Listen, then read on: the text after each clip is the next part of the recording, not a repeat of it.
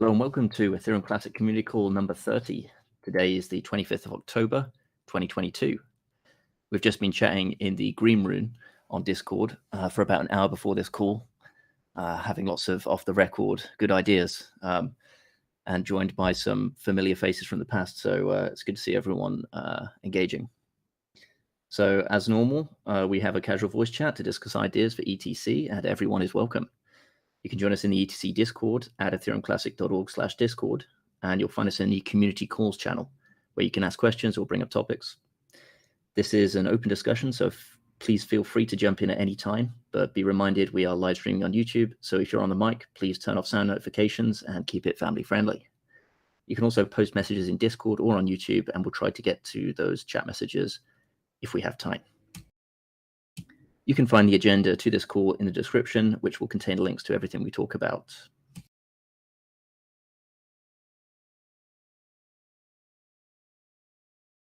I just want to make sure you guys can hear me. Can I get a mic check here? All good. All right, thanks, Brola. So this week we have an agenda that covers some ecosystem updates, health check of the network, the main headline of this week to do with the Twitter fiasco ongoing. And we're going to talk about the MEV 51% problem on Ethereum, which does affect Ethereum Classic to some extent. We'll also talk about some ideas to help engage community and maybe bring in some of the topics that we're talking about in the Green Room. And of course, first of all, we'd like to say thank you to Brother Lau and D_A for helping with the audio and graphics, respectively. And just before we get into the call, if there's anyone new in the chat and wants to say hello, please jump in now and say hi.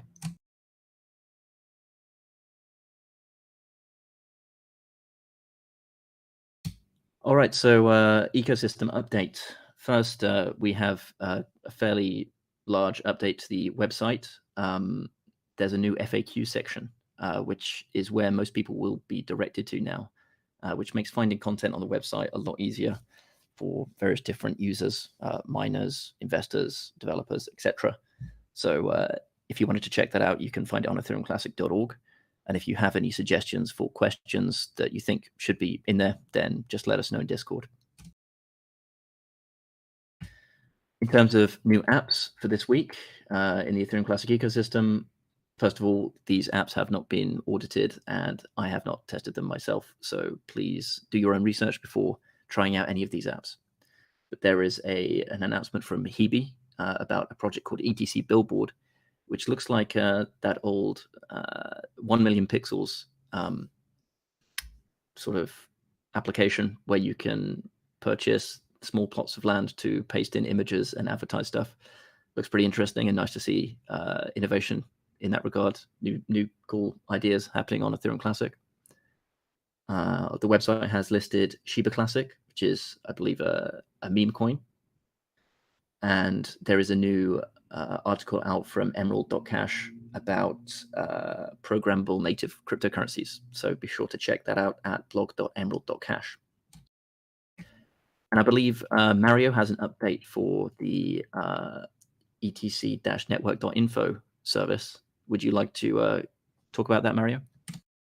Yes, I would like to talk about and maybe also share if it's okay. I think that's okay. We good, Brola? Okay, go ahead. Perfect. And I will open the site. Just let me know if you can see it. Hopefully it's, yeah, right. It's good. Perfect. Okay, good. Yeah, what's an update? So under dashboard, firstly, the corrected spelling of that. Thank you for mentioning, Bob. If you go inside this, you get the already maybe familiar dashboard. And if we change that just to 7 days, on the top you can do that. Maybe you haven't noticed it yet. On the top you can just choose any time range. You can also do updating of the sites, which is automatically set to 5 seconds to provide the latest information of the block and every other stat. And you can also select your custom time frame by just clicking or on the left mouse button and dragging it, so you can select the custom, let's say, space or room or range where you want to check out some stats. And what I recently added is, for example, in the past 7 days, you see this blue, let's say, dotted lines. If you go on the bottom, you see I upgraded the Nuremberg Besu node to the latest 22.7.7 version. So it's actually just that you know what's happening on the node, because that you don't think that something happened on the ATC chain or some drastic changes were made. So if you, for example, let's say, let's expand this view maybe to the last 30 days. For example, if you see this, if you see, for example, this one, and you don't think there's nothing happening, that's all right. Maybe you need to change on the top the source. I have 2 different nodes. One is running in Germany and one is running in Austria, Vienna. Yeah, if you switch to that node, you will notice there's something off with the blocks. There is no increasing block count. And if you go inside here, you see my node was down at this point of this time. So you can really see what happened, and there is nothing wrong with the ETC chain. There was just some local issues at my side. Sorry for that. That will not be fixed. I do not have stats for that collected somewhere. And it's just actually about information that you can gather without contacting me what happened there or what's wrong. You can also see, for example, if you go a bit further back, we can see, for example, 2 lines. The first one, yes. So there's a new server. I bought a new server for this matrix dashboard, and also I added the merge block of Ethereum. And for example, if you want to go more in detail into this, you can even see it's like after the merge, the block, how many blocks were added to the blockchain on the ETC chain was significantly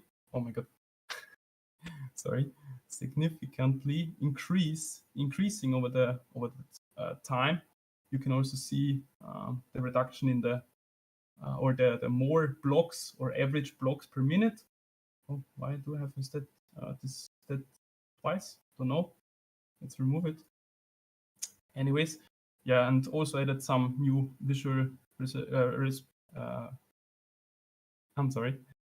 representations of, for example, the block time. You can see even here that some blocks were taking longer than the expected 15 seconds. We can expand that by dragging it, and you can see it took like 33 seconds to complete.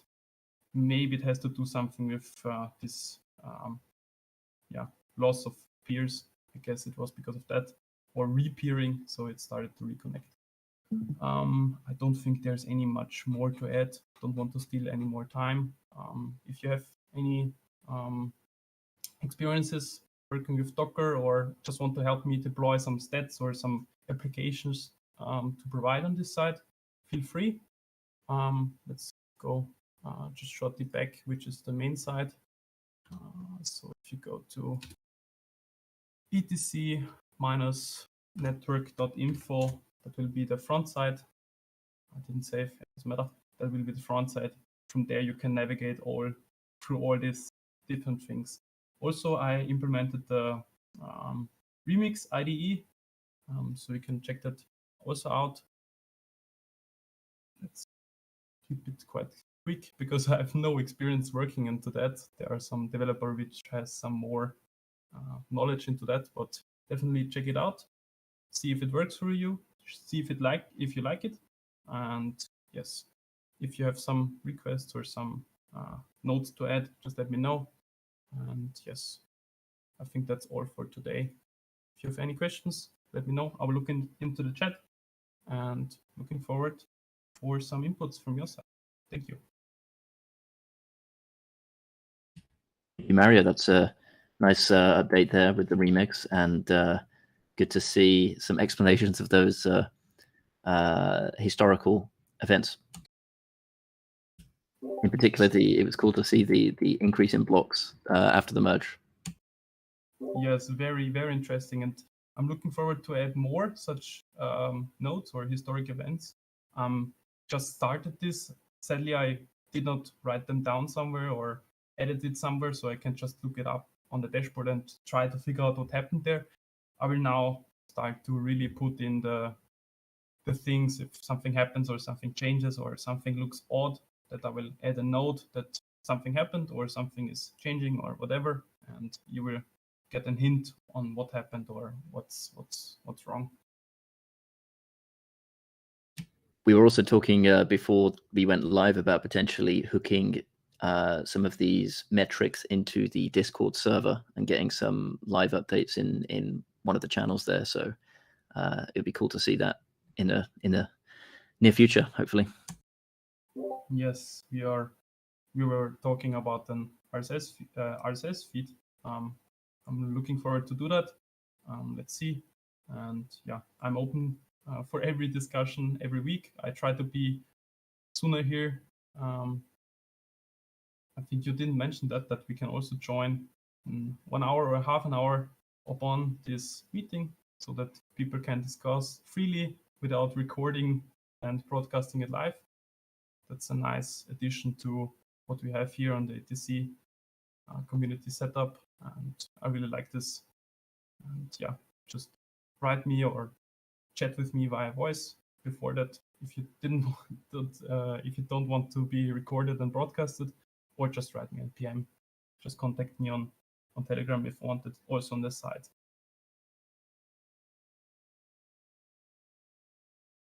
This is a very beautiful dashboard, so I just want to say thank you for the contribution to the network. This is something that I had been, I opened PRs probably back in 2019 about how important it is to have visualization in the data. And so it's just beautiful to see. So thank you so much for doing this. I absolutely love this website. You're welcome. Thank you. Thank you for the great messages and I also added the link to etc-network.info into the Q&As, so hopefully you might get some traffic from there. Thank you.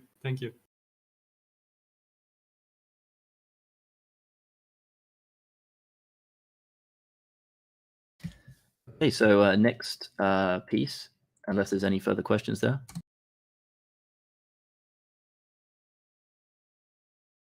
Okay, so while we're in the ecosystem update, Ronan, did you want to talk briefly about a new project that you were looking at?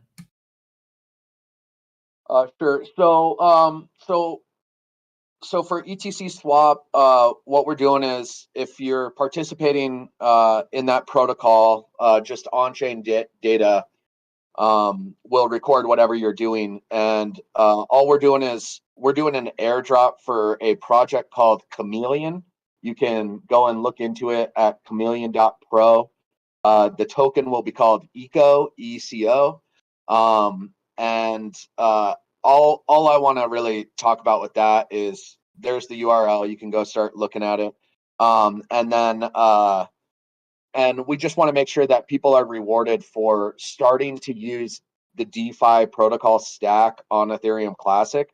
So the whole goal there is just if you're an early person that's starting to add a little liquidity, starting to interact with DeFi protocols on Ethereum Classic, just know that your activity is recorded on the blockchain and that you're going to get an airdrop token for that project.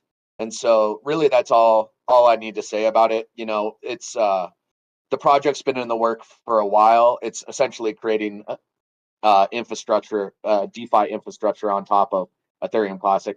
But we're pretty far away from that as we're just getting through the merge. We're just starting to gain users, hash rate, all this stuff. There's a order of operations that kind of has to go on.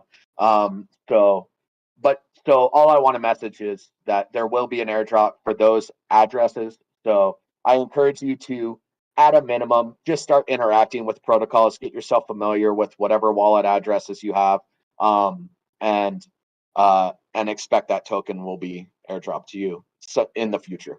So that's really it. Again, the URL is chameleon.pro. Thanks for that, Ronan, and we will add the link into the agenda for anyone that's interested in looking at that. All right, so ecosystem updates are wrapping up. Was there anyone that wanted to add any other projects that they are interested in on ETC before we move on? Did I hear something? Is someone working on a decentralized stablecoin on ETC, or is that just starting in the works, or what? Anything going on with that? I know it's been a topic we've talked about passively, but is anything on the radar regarding that? We brought up Rye a little bit a few calls ago, but no, I don't think anyone's actively working on it. But Okay, I think okay. So Rye was the one that we were landing on. Okay, great.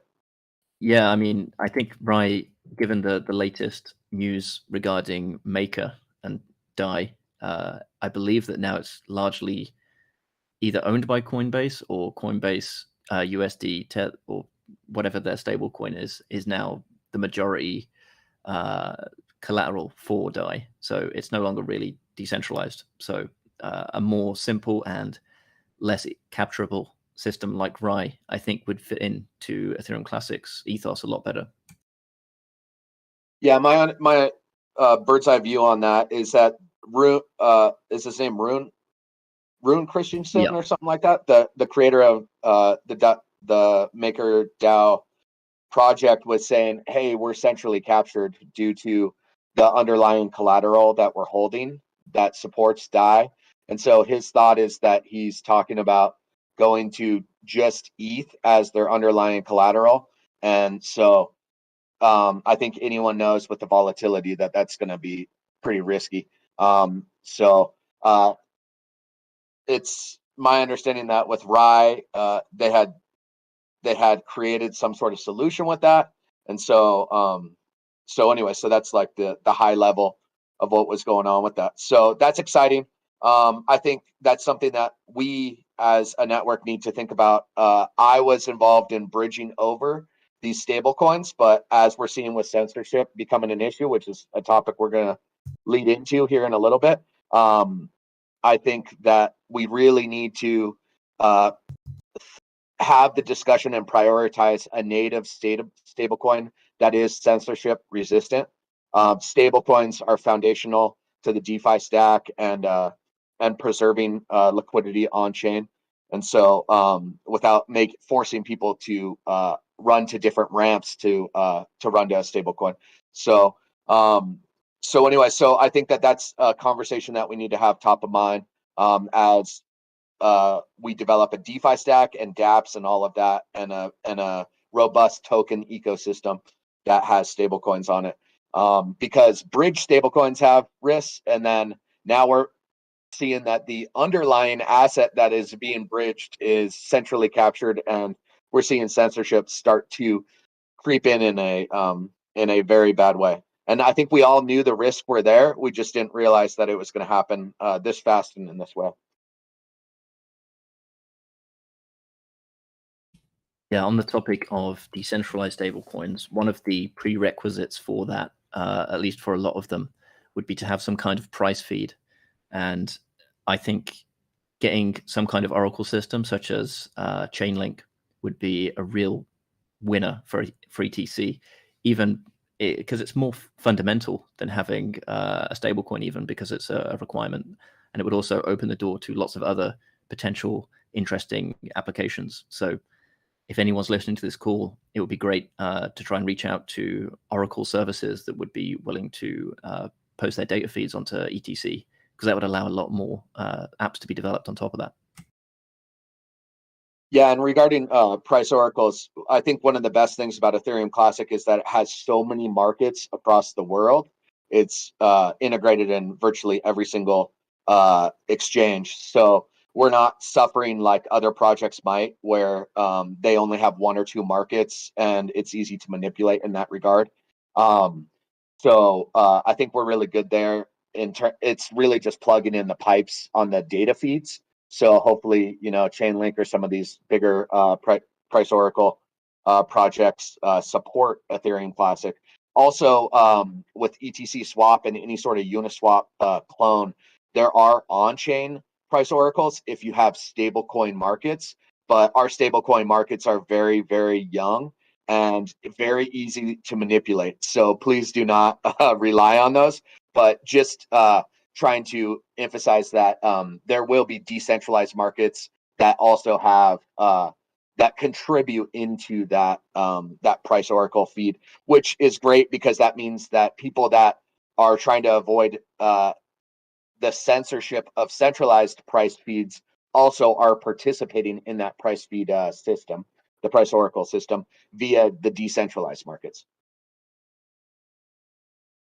Yeah, from my perspective, it seems like the more price feeds, the better, because then you can combine them in such a way that it's very difficult to manipulate. Like, it's unlikely that both Chainlink and some third party that has no, incentive to manipulate its own data would collaborate. Yeah, when we set up ETC swap, we have 4 USD stablecoin markets, and so it essentially averages those out.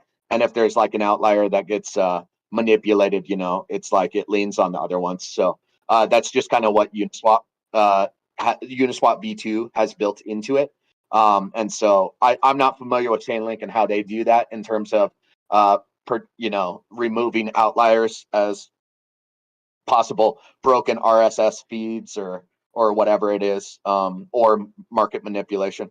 But I'm sure Chainlink has been working on it for a long time. So hopefully them, or if anyone knows any other projects that are in that space. I'm not too familiar with the Price Oracle ecosystem. Yeah, it seems that given that Chainlink's dominance of the Oracle world as far as branding, there's a really good opportunity for an upstart or underdog Oracle service to deploy on ETC and get some level of distinction and unique selling point by being the first on ETC.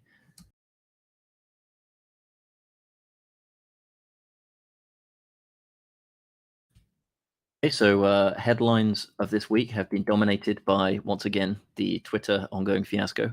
And just for research for this call, I was just checking Twitter for Ethereum Classic, and basically everything is about the Twitter account of eth_classic getting suspended temporarily, subsequently being mocked by Charles Hoskinson, and then becoming unbanned again. So I don't know whether we want to dwell on this or talk about it too much, but if anyone has any thoughts on the ongoing fiasco and the recent development in it, then please feel free. But yeah, it's predictable that it was going to get restored, and it was just a complete nothing burger, basically. But it seems like the whole crypto Twitter went a bit crazy over it. Yeah, and I think that's the attack that's happening right now, right? What they're trying to do is at the merge, it's how do we get the spotlight off of ETC and onto our shitcoin project, and so that's what you're seeing happen.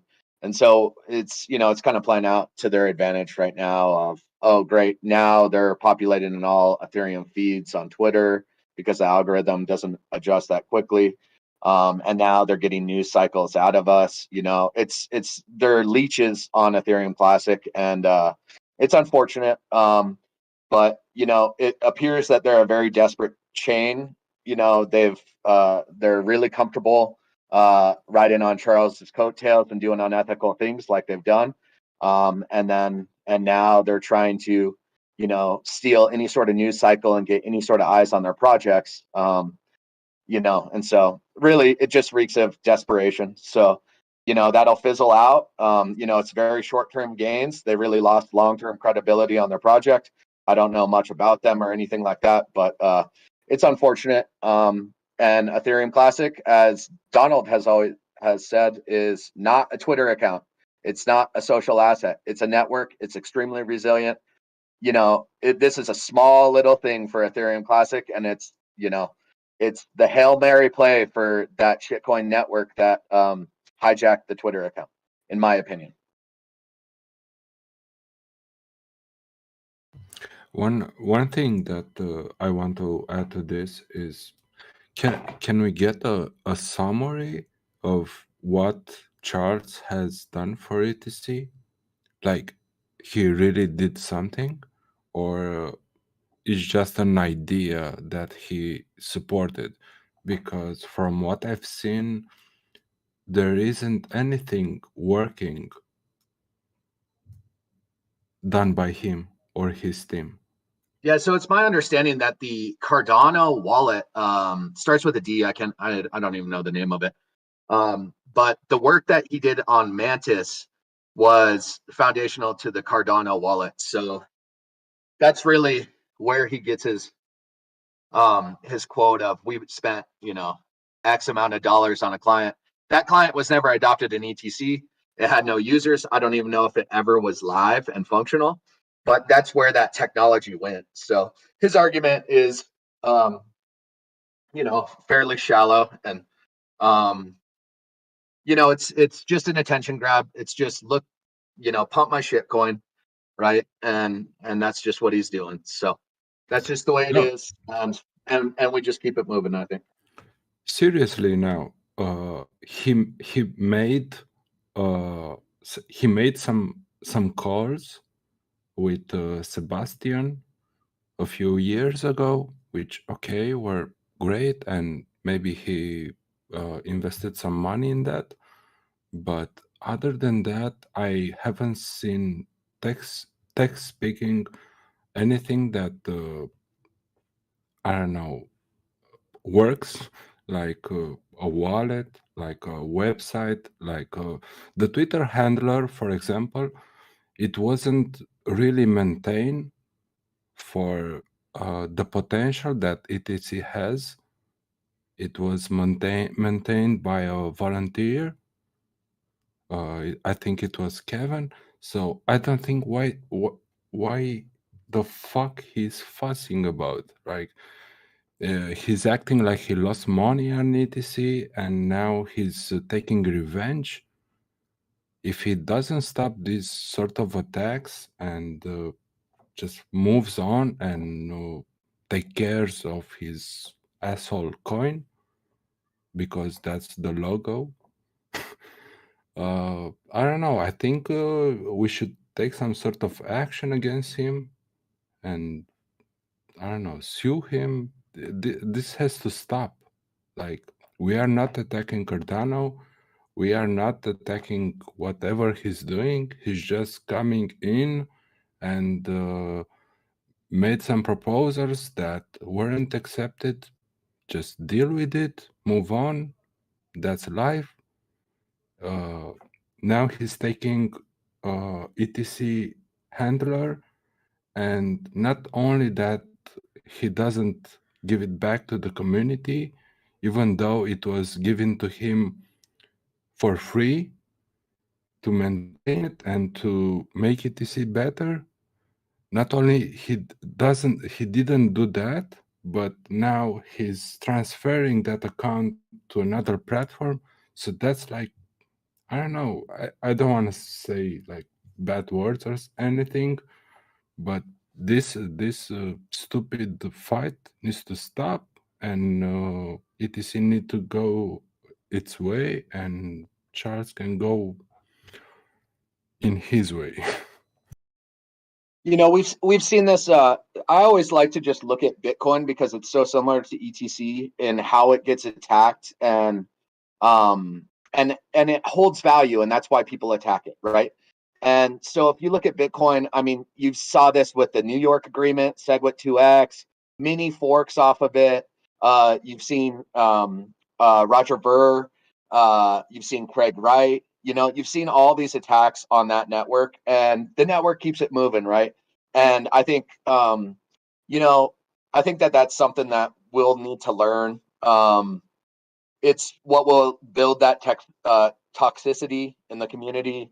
Some of Donald's writing is just really strong in relation to correlating events on Ethereum Classic to Bitcoin. And you have to do that because there just aren't many blockchain projects that are like that. And so it's vulnerable because anyone can participate and it's permissionless. So shitheads are going to come and try to attack it, and throughout its entire life, it's going to continue to be attacked in these type of ways. It's short term for them, right? It's annoying now, but in a year or two in a bull cycle, it's just going to be just another little note in the network's history. So I just think we should just keep focusing on moving forward. We're past the merge. We clearly gained such a positive position in that merge. Ethereum Classic clearly won in where the hash rate would land. We have innovation happening in all the EVMs that can always get ported over to Classic.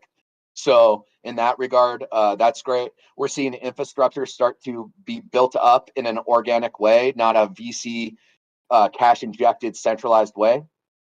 So that's all good. What we will also see is we're going to see VC funds come in, and we're going to see stuff get erected on Ethereum Classic. So prepare for that. But anyways, what Charles is doing right now is he's just trying to get eyeballs on that shitcoin, and he's trying to do it any way he can. He's attacking Ripple, he's attacking all sorts of people, and he just wants people talking about him, right? So I think at the end of the day, maybe we just start moving the conversation to more productive things. Just my opinion of I think we're giving it too much credit. Yeah, I think you're right. In this case, the best thing to do is just move on. And now that Charles has no ties to ETC anymore, then we have the ability to do that without worrying. So the attacks will come, and it's up to individuals how they decide to deal with those attacks. But I think overall, the thing that, to echo what you're saying, Ronan, he wants is just amplification. And the more we talk about it, the more we provide that. So the best strategy is to just ignore it, I think, from now on at least.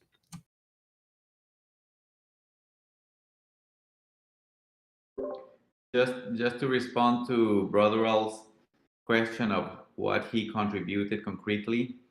So since 2017 and for 3 years, he contributed the Mantis wallet. And he claims that they spent $2.5 million in that project, which was a wallet for Ethereum Classic.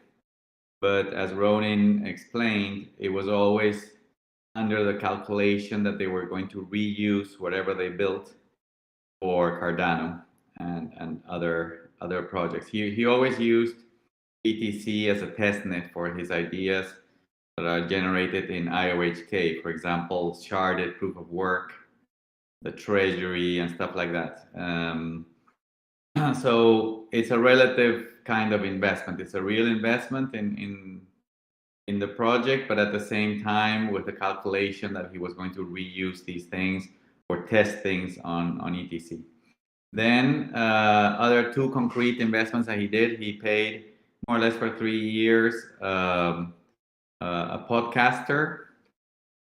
That it was a podcast specifically about ETC, and his videos are on YouTube, and he interviewed many people of Ethereum Classic and analyzed Ethereum Classic. So that's a real investment and expenditure. And also he hired a community manager, Kevin Lord, also for 3 years. Then Kevin Lord went to work for ETC Cooperative, but for those 3 years he was an employee of IOHK, and his job was specifically to be community manager of BTC. Today, like you asked, Brotherell, today I think there's zero residual work or code or anything of IOHK or Charles Hoskinson in ETC. Everything is gone or rejected and not used. I mean, Mantis was never used, and also I forgot about these things that it was never used. Okay, well, but today then there's nothing residual of Charles Hoskinson except those investments that he did, and bueno, it was his risk, in my opinion.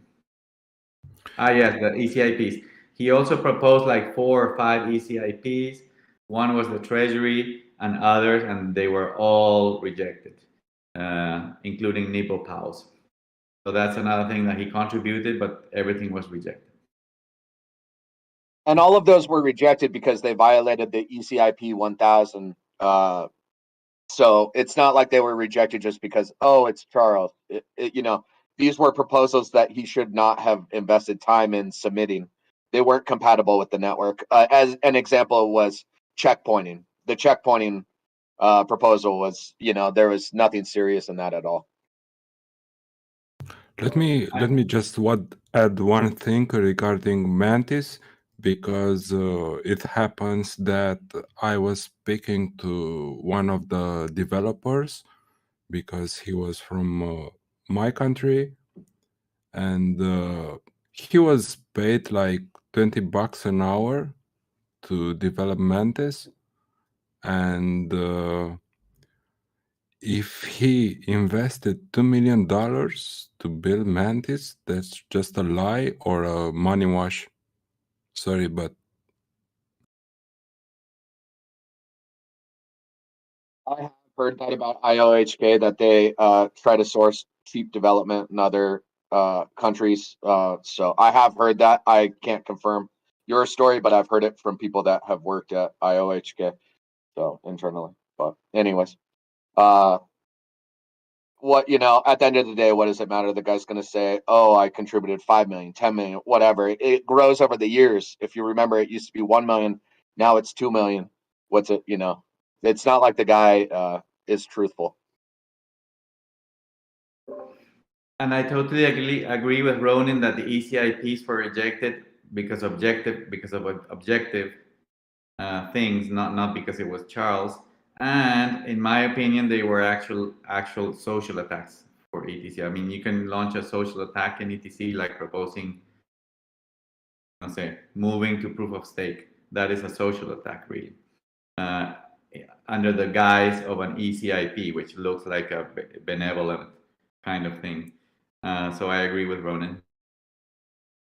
so I just want to add up to this discussion and maybe close it. Is just Bob, if you are hearing this, like, please surround yourself by people who know what they are doing, and try to understand their intention before you make friends.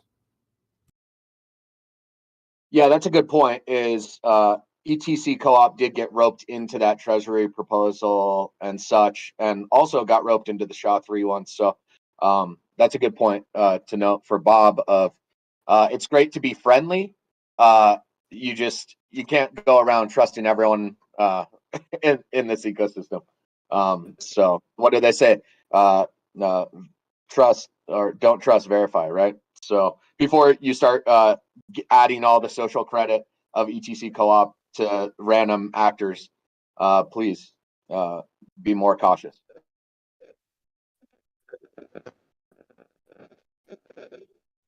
Yeah, I'd also like to add one thing about Charles's general approach, and that is that it's very academic focused. Like, everything's about having formal proofs of stuff, and I think that just doesn't really work that well in this space. And I was talking to a guy yesterday about he brought this up to me about how academia in general has kind of lost a lot of trust in the way that it works, and it's not really all it's cracked up to be. And especially in an emerging space like this, it's really not the model that's needed. So I think having that influence be avoided is a good thing.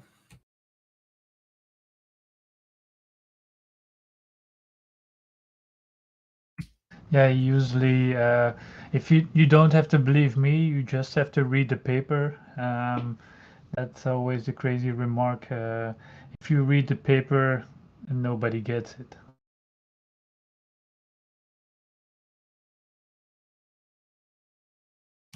We had a couple of comments in the chats, which I'll just read out. So one from OmniEdge saying that ignoring Charles will impact him the most. Stop giving him the attention. He considers it as free marketing, probably.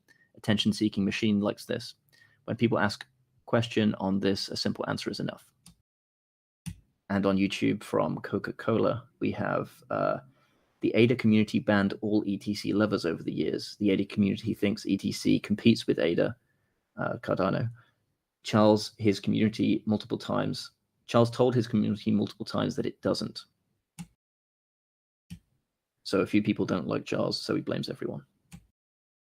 Anyway, unless there's any further comments on this, Dr. Hoskinson, then we can move on. Can we move on to the Twitter account itself, since that was kind of the topic? Now that Bob's regained control, I had left a note last night, I think, just saying, let's try to not repeat the same mistakes with that account. Let's think of ways where right now it's in a lone actor's hand again. It's Bob. So, Bob has good social credit right now. So we're all fine with that. There's no, threat in that regard, but it's about building that resilience and thinking of ways that we can solve the problem of these centralized accounts and how to keep them in possession of the project as a whole with someone named as a good steward, right? And so I think we can do public messaging. Perhaps there's legal contracts that we can do in that regard. Bob is paid, I think the disclosure is like $200,000 to be the director at ETC Co-op. He says he has a runway for 4 years. In 4 years, what happens if Bob goes and works on something else? He's entirely free to go and do that. What happens with that account? That's the type of stuff that we need to think about, and how to keep that account within the ETC project's influence, I guess, so that we don't repeat what just happened. And so let's take this, use it as a learning experience, and try to build that resilience. That's one thing that's people don't realize, that the innovation of Ethereum Classic is how to decentralize everything. And this is a prime example. How do you decentralize centralized services like Twitter? It's clearly extremely important for crypto projects to have an active Twitter account. It's the main marketing platform, the main communication platform on social media for crypto. And so let's just think about that creatively. I certainly don't have the answers. I have small thought into it. Someone out there will have a creative solution for this, and hopefully we can apply that to the ETH Classic handle, and then I control the ETC network handle that's also plugged into Twitter together, and I'm extremely happy to sign anything, publicly say anything, to make sure that handle is also in the network's possession for long after I'm gone. I've spent some time trying to figure this out, but I tend to agree with Bob that the limitation actually is in the centralized service, which needs to be converted into a multi-sig. I think it's very, very difficult to bypass this issue. Right, and so it's not an individual; it's tied to a email address and account credentials, right? So there has to be a way where you can set up a joint email account, something like that. At a minimum, you can have a password manager that's shared in that sense. So there are solutions, opposed to just shrugging our shoulders and saying, "Oh, well, it's centralized. There's no solution there." There's plenty of ways that we can try to create a better situation than literally just Bob holding the password. So that's just my thoughts. Is there's things that I can think of right now. They may not be great for 20 years, but there's things we can do right now. And it's really just about increasing access to an email account that holds it, creating redundancies there, creating public messages saying, I have control of this account because I'm a good steward. I promise to do this, always in the best interest of the network. I promise to keep it active. And if I fail in that, I promise to hand it over. Like these type of clauses, it's just stuff that did not happen with Charles. It was probably communicated in private, but to get control of the account. But we need public messages that you can lean on in case. And just Bob's the person holding it, so please, Bob, don't think it's a personal attack. But let's say Bob turned into a bad actor and did exactly what Charles did, right? So anyways, that's just my opinion. I think that while we only have 1,000 followers on it now is the time to make these moves. Yeah, a couple of things there. I think with the having multiple people have access to the account, that's good for having redundancy, but it doesn't prevent anyone from hijacking the account, and it actually increases the risk because then you have more people that can do that. So as long as they're trusted, it's fine. I think in terms of multi-sigs, that's pretty much impossible to do on-chain, but there is probably like a Web 2.0 or traditional finance equivalent of a multi-sig, which is a corporation that would then have like a board of directors that can then vote on what action is taken, so that it's no longer one single person, but it's kind of like a legal multi-sig, so to speak. So that's one potential option, but it requires a lot of setting up and probably some overhead cost there. But just a couple of ideas to throw out there. But yeah, I also think that just having a basic message to say, look, yeah, I'm not going to screw around with this, etc., is a very big step that we didn't have before, and may have potentially prevented this problem just by saying something up front. If Charles made a commitment that this was for the ETC community, then he would have got a lot of pushback, and I don't think the Ergo team would have been able to accept that in that case. You can use HSMs for storing keys and making them available. So that's an option for sharing, but also it's an option for storing keys on a device that cannot be tampered with.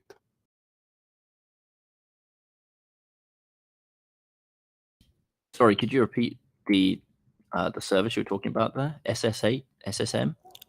HSM. What's that? I haven't heard of HSM.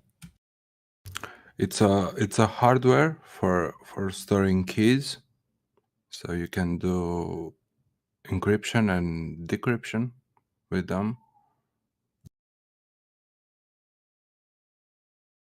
They are pretty complicated to use, but I think this is, let's say, the next step for securing wallets. If you have, like, I don't know, let's say 50 wallets, and you need instant communication between the wallets, you'd need a device, a hardware, to store those keys, and just use a master key and play along.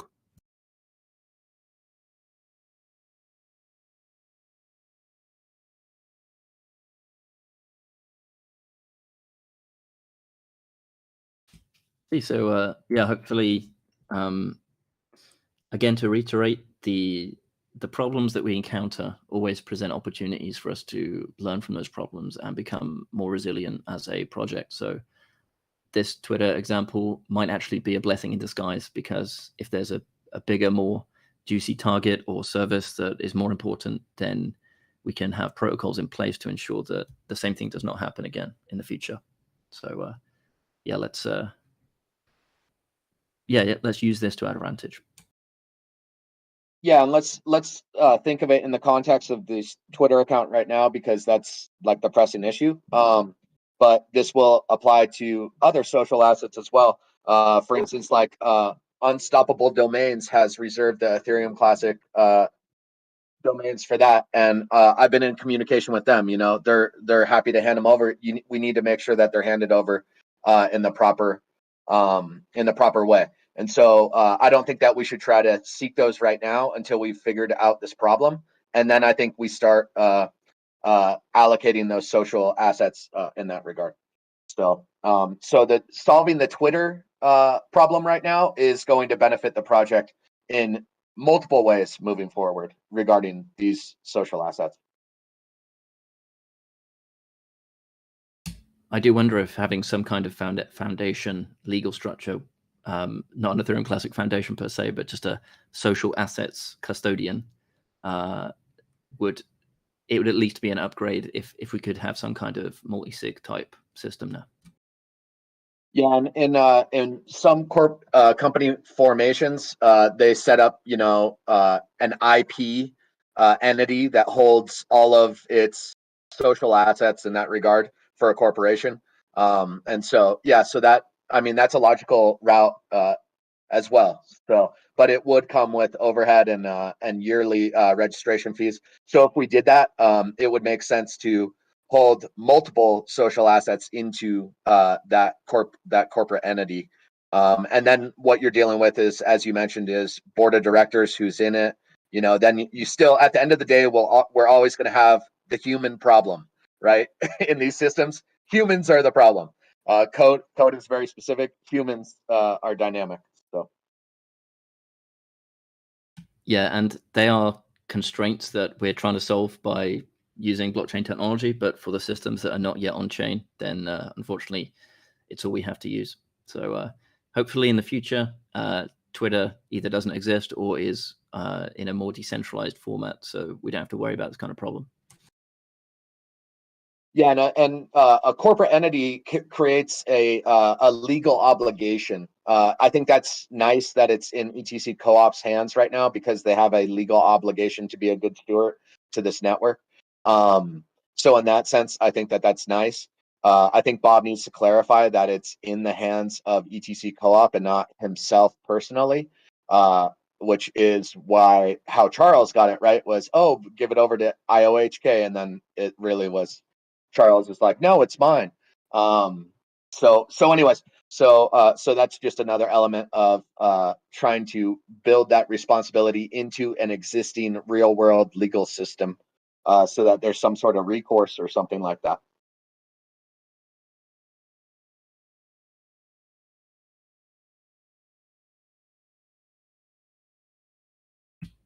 Okay, so shall we move on to the next topic? I think so. So a recent tweet was made by one of the, ironically, hard fork supporters about the problem that Ethereum mainnet is facing because of its switch to proof of stake, which is that a lot of validators are using a system called MEV boost. So the idea is that miner extractable value, i.e. relaying certain types of transactions from the mempool and front running them, will allow miners to get a profit. And this allows them, by constructing blocks in a specific way, to basically increase their mining reward. And a piece of software called MEV Boost has become very popular on Ethereum and is used by miners to do just that. And this piece of software also has a feature or a flag that allows miners to opt in or opt out of OFAC compliance. So OFAC is Office of Foreign Asset Control, which is a US-based law, I believe, that has enforced certain sanctions on the Ethereum chain. It's all to do with this Tornado Cash ban. And basically, now more than 51% of the blocks on Ethereum mainnet are being censored. It still means that some transactions that are non-OFAC compliant can get through, but the current trend is that this percentage is increasing steadily. And as time goes on and miners realize, or validators realize, they can make more money by using this MEV boost system, then it seems likely that the operation of non-OFAC transactions will become essentially unviable on Ethereum mainnet. So all of these predictions that we've been making about proof of stake being less secure and censorable appear to be coming true.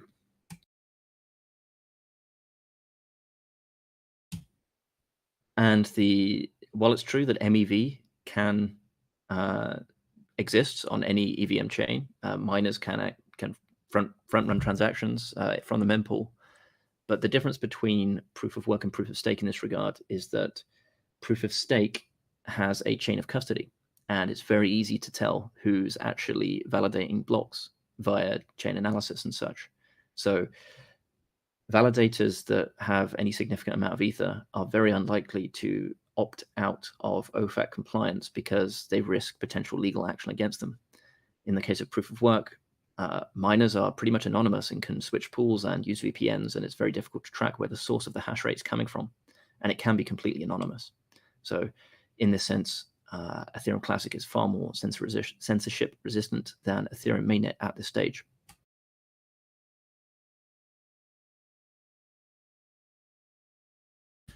There's also discussion about Ethereum mainnet forking, such that the OGs and the cypherpunks of Ethereum, if they exist, would have their non-OFAC compliant chain, and the rest of the chain will just be OFAC compliant in some kind of social slashing scenario, which will result in a chain split on Ethereum mainnet. So you'll have two proof of stake Ethereums, one of which will probably retain chain ID 1 and the other will not, and lose most of the ecosystem, including all the DeFi probably.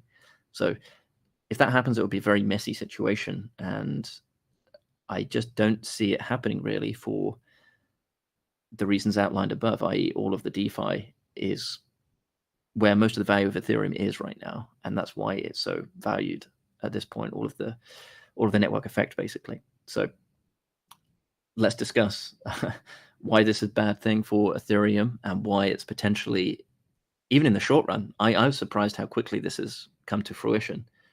Less than a month after the merge, they're running into censorship issues. So as we predicted, yeah, I think Ethereum Classic could stand to benefit hugely from this, and proof of work will prove to be the only viable consensus mechanism for blockchains that are censorship resistant. You can't say that they weren't warned. Ethereum Foundation, Ethereum users, that entire network, it was like, for years, it's been like, once you move to proof of stake, you're going to be censored.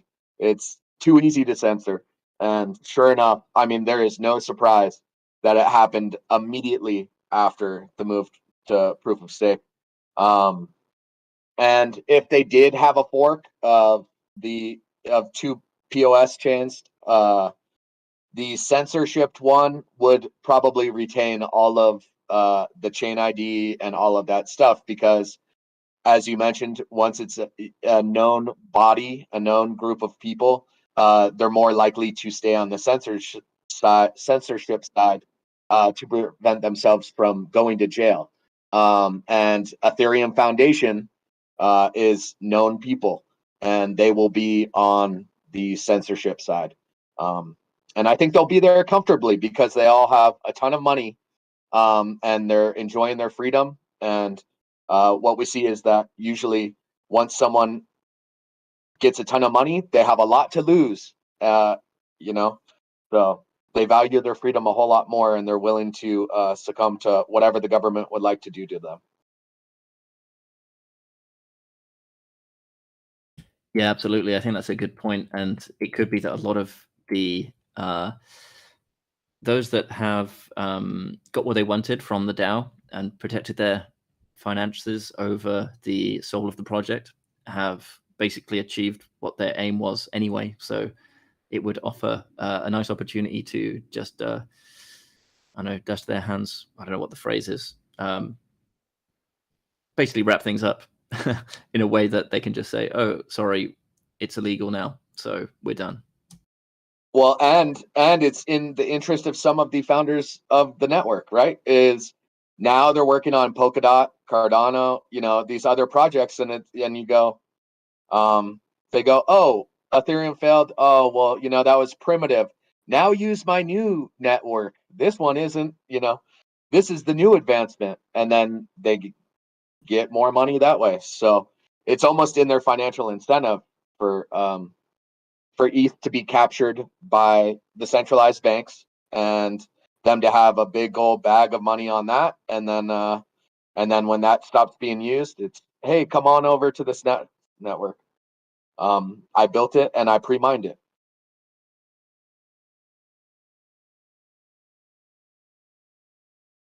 Do any miners in the room have any thoughts about the my observation about the difference between MEV boost type problems being an issue on proof of work? Is that an accurate assessment?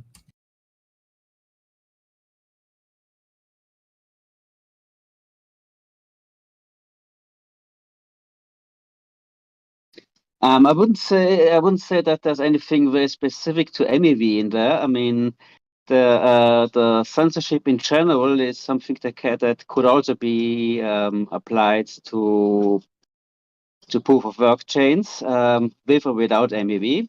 The miners themselves, they don't really see the blocks that they're mining, whether using a pool, because the pool generates the block, so it knows what transactions it uses. And whether they come from MEV, where the MEV source might implement some censorship, or whether the pool itself has a blacklist or so. That's again just an implementation detail. And then the miners are just given a hash to work on, so they don't know what is in this block. They can only find out afterwards when the block gets submitted. So they can see, this was a block that we were working on. Then so they could tell that what the pool did. But there's no easy way to figure out what blocks they have been approving or not. And they have no way for telling this in advance. But what they can do is, of course, choose pools that have a censorship policy that is compatible with their preferences. Also, I would expect in general, given the political climate, and for this kind of censorship to become more and more common, and more with more pressure and restrictions being implemented. And I would also expect this eventually to reach POW chains. I mean, you can still go after the pools. So if the pools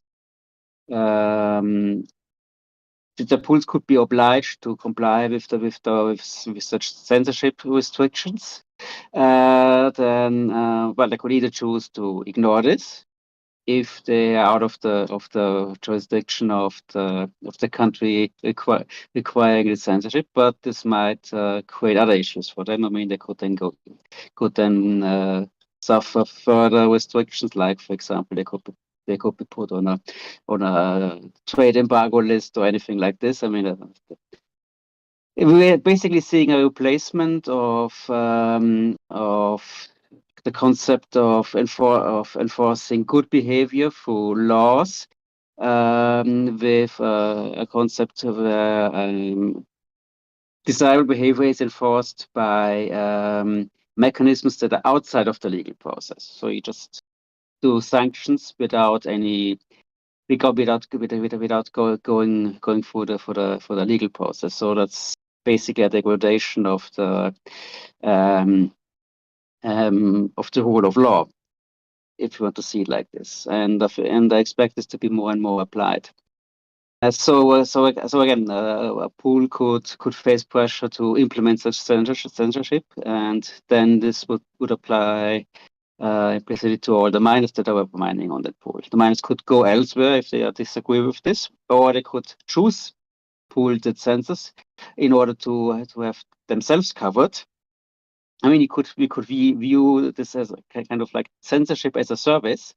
If a miner is afraid of suffering negative consequences if they don't comply with the censorship, but they're not sure how to comply with all those things, then they could do pools that do that for them.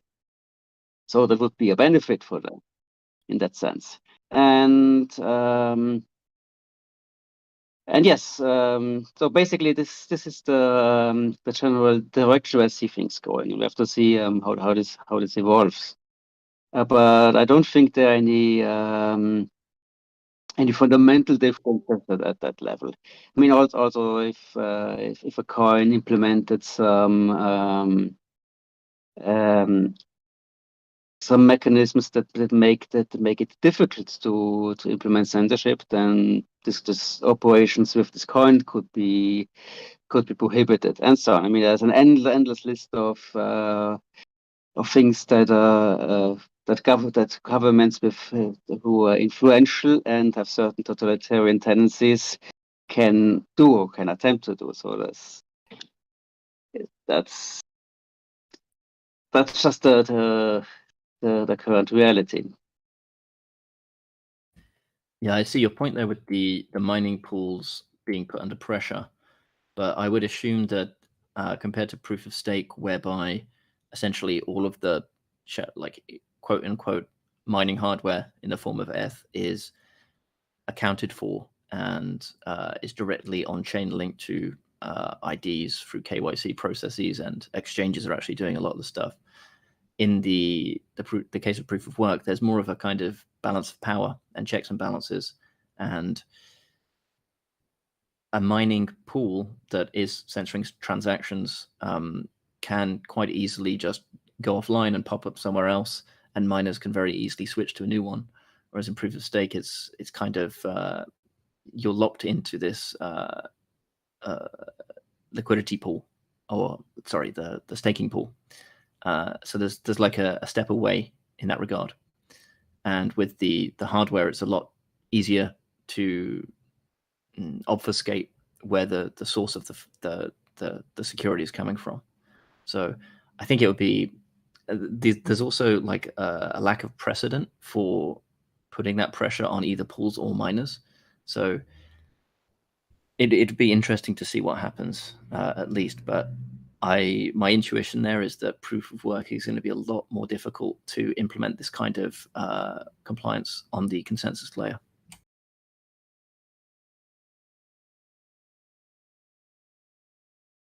Well, it's certainly the case that with the staking architecture, with a lot of central players, but some of them they could be decentral, but it just happens that there was a fair amount of new centralization that came with this, and this makes it, of course, very, very easy to implement this kind of censorship, because you only have a very small number of people you have to put under pressure.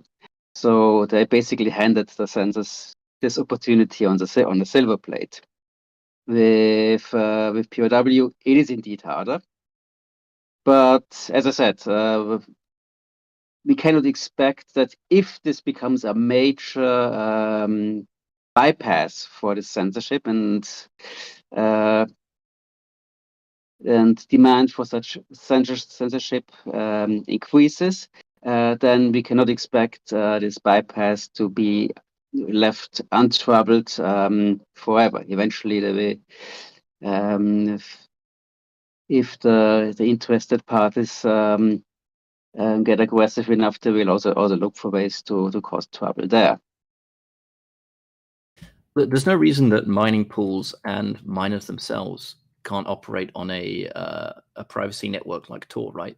So if push came to shove, everything could go in the dark, basically, if it had to go there. And then the only enforcement would be like turning up to a mining farm with guns and trying to seize the hardware, in which case then the miners will just move to a different country. Well, you could. Well, first of all, you could create. I mean, I'm not sure if it's a good idea to help those people who are interested in implementing a 1984 scenario by giving them ideas. But well, let's assume they are already sufficiently creative that they thought of all those things already. So I mean, first of all, you could make all the operations that are not properly tracked illegal. I mean, you could require registration of pools. You could require registration of miners. You could also do this under pretext of environmental concerns, or to protect your power grid, or whatever you make up. And so then you have a list of miners. We have lists of pools. You can then search for them and to enforce those regulations. And so with this, you can, and then once you've identified them and once you found them, then you can track what they're doing. So, as I said, if a state is, or if a group of states, I mean, they could also have supranational agreements to implement certain things like the supranational agreements on patents or copyright and all those kinds of things. So this could be just one more of those things. And so as long as there is enough interest on the political side to do such things, and there's no pushback from the population who is, well, usually involved in the choice of politicians who further those agendas. Then you could see very nasty things that could essentially prevent most of those escape mechanisms. So, and as I said, I'm fairly pessimistic regarding the medium long-term future, since it seems that those kinds of restrictions like trade sanctions and all those things are getting really, really popular now. And I think we'll see much more of this with the existing conflicts in the global political area. So, but yes, POW makes it harder to do those things. You have to have a lot more totalitarian environment to control POW as much as you can already now, thanks to the friendly cooperation from the people who have implemented the staking system, as you can do on Ethereum now. In the scenario you're outlining there, which is, total 1984, then I would assume that it's actually kind of a good thing to have the possibility of using GPU mining, because that provides another kind of sort of like a shoal of fish effect, whereby unless they're going to force everyone who buys a GPU or wants to build a gaming rig to like register their purchase, then I mean that will probably get more pushback than just trying to ban ASICs for mining Bitcoin, for example. So in that sense, ETC. Isn't it that I think in California now that had some restriction on the power consumption of PCs, that you couldn't buy certain gaming PCs that were too power hungry or so? I'm not quite sure if this is just a myth, but I heard it a while ago and it sounded kind of, maybe it's something they want to do. Well, the reason was I think that they had troubles with the power grid, and they wanted to cut back on that. But I mean,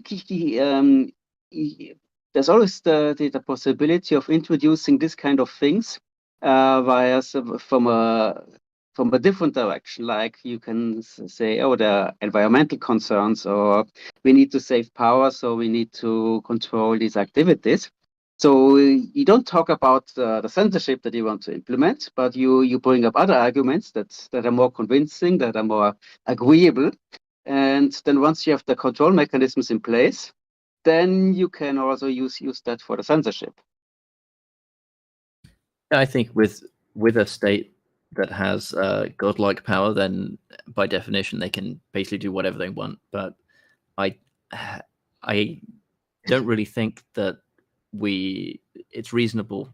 I mean, it's possible, but I don't think it's likely that that level of control is going to be reached in the midterm. And I think by that point, potentially blockchain technologies will have solved that problem for us in some way. Well, we can always hope for the best. That's optimal. Yeah. But it doesn't need godlike powers. I mean, many of those things that they were already implemented. I mean, you see things where increased control facilities, control powers are given to the police, for example, to fight terror or child abuse or all kinds of things. We say everybody can agree, no, this is a really, really horrible thing. we should block this. But then they have then the police gets new powers. And can, for example, for data collection, for wiretapping, or all kinds of things, and then these are used for increasingly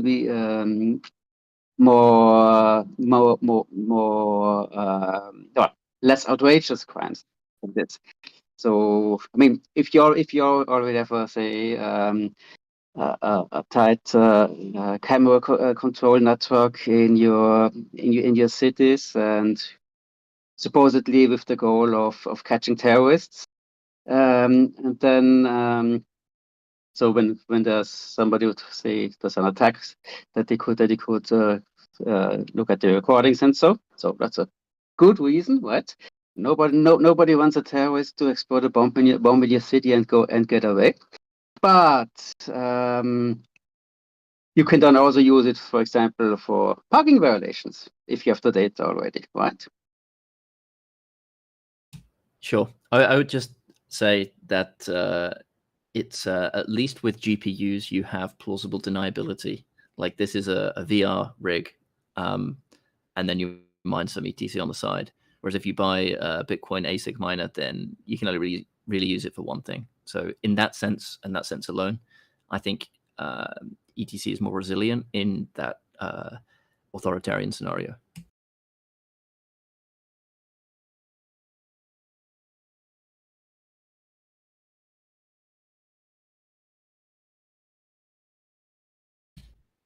Yeah, I guess to wrap up the MEV topic, something worth following, and since I copy and pasted that graphic from the original tweet, it was at 51%, and I believe it's currently hovering around 55%. So yeah, the trend is continuing, and yeah, the demands for a split are increasing, at least whether these are concerned trolls or actual true believers that follow Ethereum and want to maintain censorship resistance. I'm not sure, but definitely want to track. And I think this topic is not going to go away and become more of a concern in the Ethereum community. And whenever this topic is brought up, then we should make sure that Ethereum Classic is there to say, hey guys, we told you, and our chain's open for use. And you can just copy and paste the code. So if you want censorship resistance, then come to Classic. Yeah, it'd be great to get a blog post about that. So we hit the RSS feeds on that type of topic, opposed to the other junk that's kind of populating for ETC. So if you want to start drafting something like that, I'm happy to help contribute if needed. Yeah, I'll try and look at that. I'll need to ensure I have a word limit this time. Yeah, that's the truth.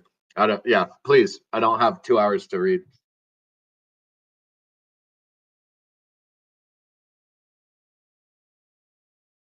All right, so we are over the hour, but I just wanted to get this in because we've been kind of missing it for the last couple calls, and I updated the FAQs to include one question about how people can contribute to ETC. I added also a question about, do you need permission? And the answer is no, just start contributing. But the next question is, how do I contribute? And I made a link to the Ethereum Classic /volunteer repository saying there's a big list of things to do if you want to contribute, like make videos, make memes, do XYZ development-wise or community-wise or whatever talents you have for them to use.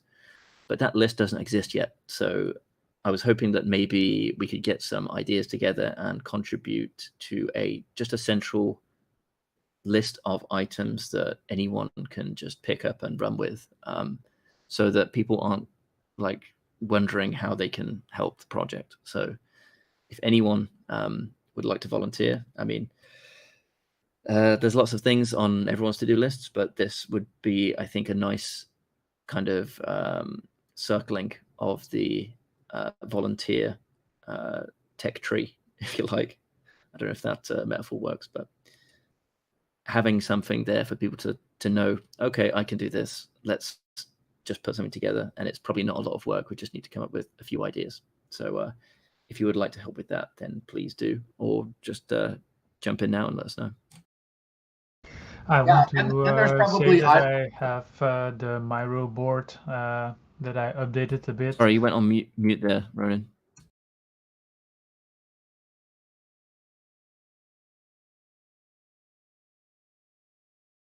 No, go ahead. Sorry, I was cutting him off. Apologize. No. You, I was finished with that, and you started talking, but then your mic went on mute. So please go ahead. Oh, I'm sorry. Was W1 not talking? I think sorry, I can't hear Isora him. cannot Maybe hear me. there's some like issue with the chat again. Oh, okay. Let me- W1 is talking. So Oh, sorry about that. Let me refresh and hopefully I can hear him then. Sorry.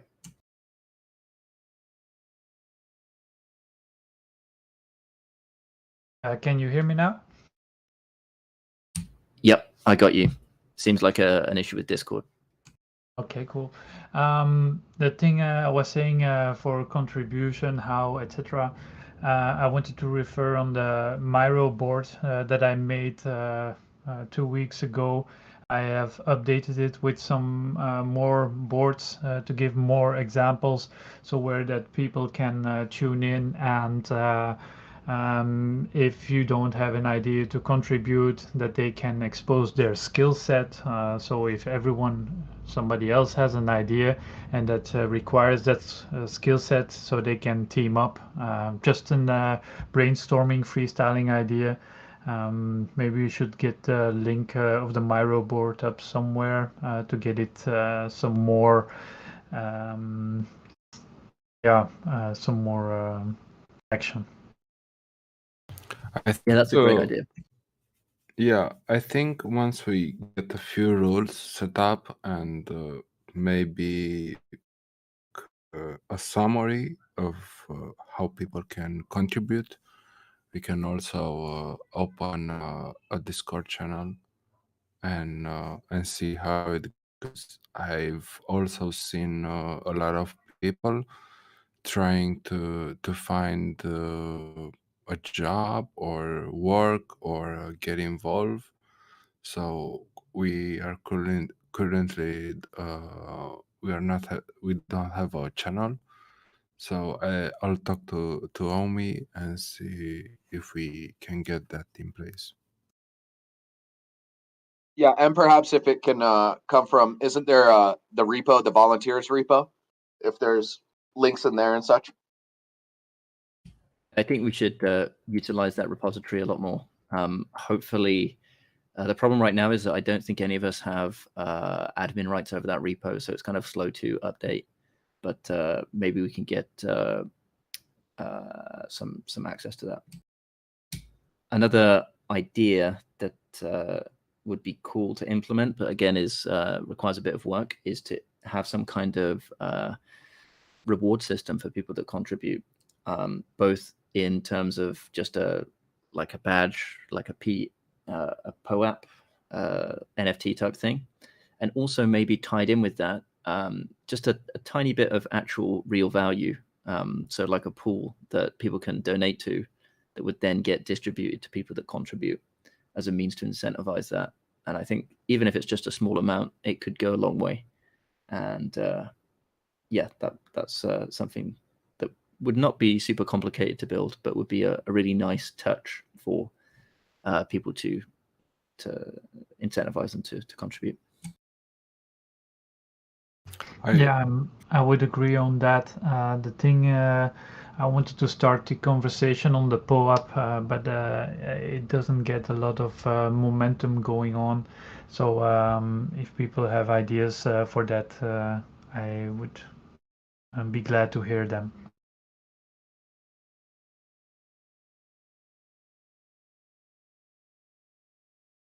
It'd be simple to knock together a smart contract to do that. But again, it's just finding the time. But yeah, if anyone wants to help with that, I'll add it to my list at least. Well, I think you're doing already a lot. So it would be great to see some people from the outside listening to these calls to start and hitchhiking. Yeah, maybe some young aspiring smart contract developers in the Ethereum ecosystem might be willing to take on this nice little side project. I think a lot of these projects that can be built in the open source are great ways for people who are students to put this on their resume. So I think that would be a great value to add.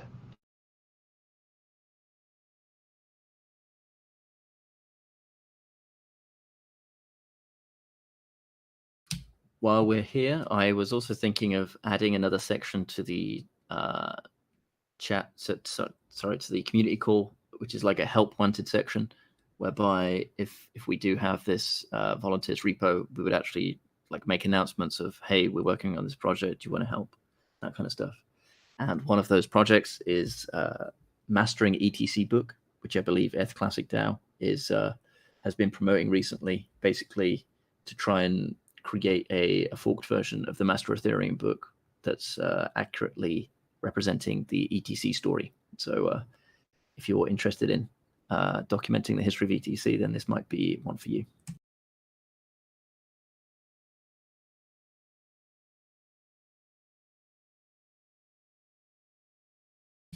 All right, and that wraps up our agenda for today. There are some extra topics, but I think because we've gone over time, now's a good time to end the call. So if anyone has any final thoughts or things they wanted to add, please do now. And if not, we'll wrap up. I just want to say that since this call started, ETC is up 4%. Nice. It's always good to see. So it's and bro, you were saying that the engagement on these calls is hitting really high view hours, right? So it seems like people are digesting these calls. Yes, we have the stats are just growing. They are cool.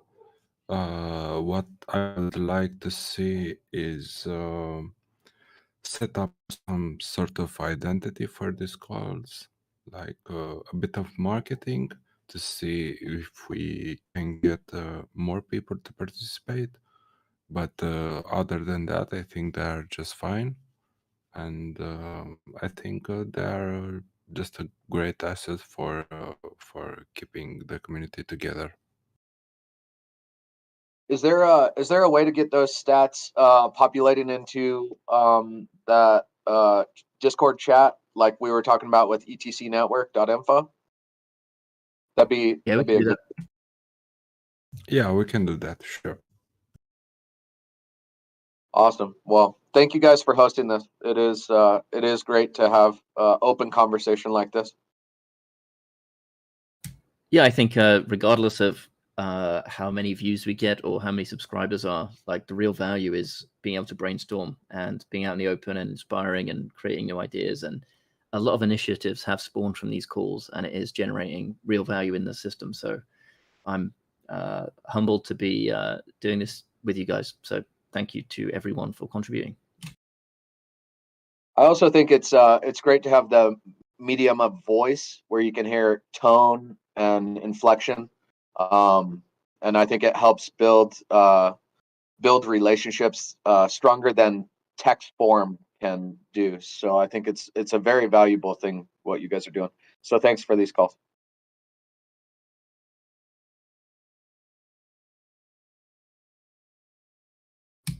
And thank you to everyone for tuning in for this week.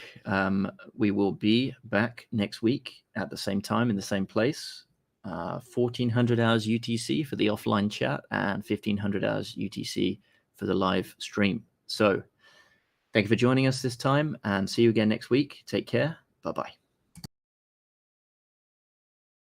Thanks for hosting. Bye.